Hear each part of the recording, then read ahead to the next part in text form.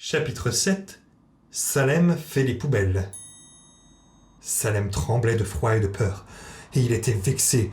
Être le joujou d'une petite fille, ce n'était pas supportable. Vivre dans une grange, c'était trop de travail. Et voilà que, maintenant, la société de relogement des mauvais chats l'avait transformé en chat de gouttière. « Hé, les gars des mauvais chats! Oui! Envoyez-moi tout de suite au numéro 4 !» Il retint sa respiration et attendit. Rien ne se produisit. « Hé oh !» cria Salem. « Vous êtes sourds ou quoi? Je veux m'en aller !» Un homme lui balança une boîte de conserve vide de sa fenêtre. « Oust le chat !» Salem n'eut que le temps de sauter de côté. La boîte rebondit sur le pavé avec un bruit d'enfer. « Bon, eh bien quoi? Je suis prêt, quand vous voulez, on y va !» Mais de nouveau, rien ne se passa.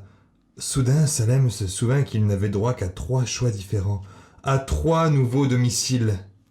Le 3e, c'était ici, et c'était le dernier. « Je suis devenu un chat errant !» sanglota-t-il. Maintenant, il avait faim et froid. Il n'avait même plus une grange, même plus un tas de paille pour se rouler dedans, plus de vaches à lait, plus de souris, il n'avait plus rien. « Qu'est-ce que je vais devenir ?» se demanda-t-il. Il scruta la rue sombre. Personne. Il n'y avait vraiment personne.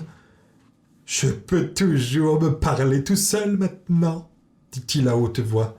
Des chats lui répondirent en miaulant. Salem décida de les suivre pensant qu'il savait où trouver à manger ainsi qu'un endroit sec et chaud pour dormir. Puisqu'il était coincé dans la rue, il fallait bien qu'il se fasse des copains. Au moins je ne serai pas seul, et puis les chats errants ne sont pas obligés d'aller chez le vétérinaire, eux. En arrivant au bout de la ruelle, il vit 8 chats perchés sur un mur.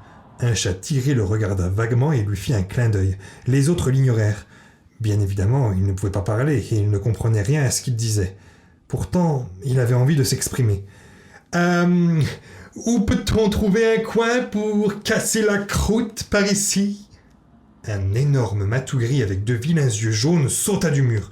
Il regarda fixement Salem pendant 1 minute, puis fit le gros dos.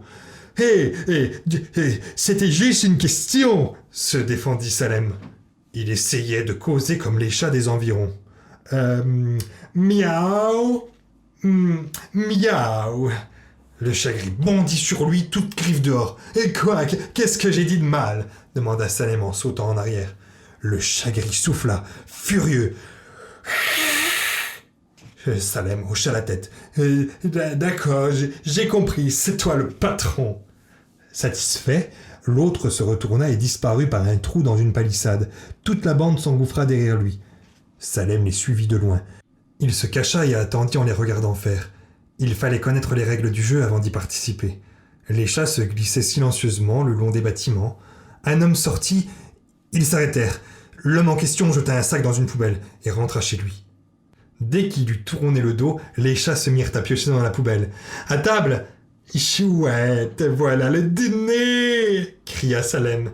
Il avait tellement faim qu'il en oublia toute prudence. Il sauta droit dans la poubelle la plus proche. Elle se renversa avec un bruit de tonnerre. Surpris, tous les chats de la bande se mirent à miauler.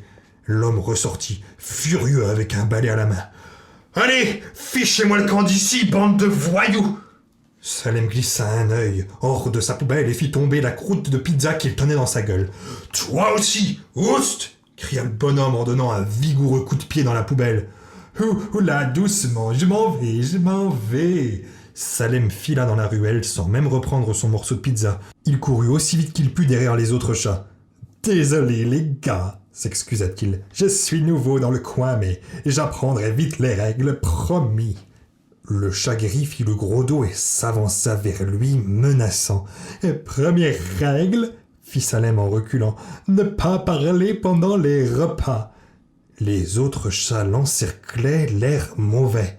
« Aïe aïe aïe !»« Attendez les gars, soyez chic, donnez-moi une seconde chance !» Le gros chat gris bondit sur lui, sifflant et crachant. Salem détala à toute vitesse. Il plongea à l'intérieur d'un gros tuyau. Ouf, il était enfin en sécurité. Et qu'est-ce que je vais devenir maintenant? Jamais il ne s'était senti aussi misérable. Sabrina lui manquait, et même Zelda et Hilda. On était mieux chez les Spellman que partout ailleurs. D'accord, d'accord, d'accord. J'accepte d'avoir une piqûre tous les jours. Seulement voilà, Salem n'avait aucun moyen de rentrer chez lui, à la maison. C'était trop tard. Il ne lui restait plus qu'à pleurer. Je veux rentrer à la maison.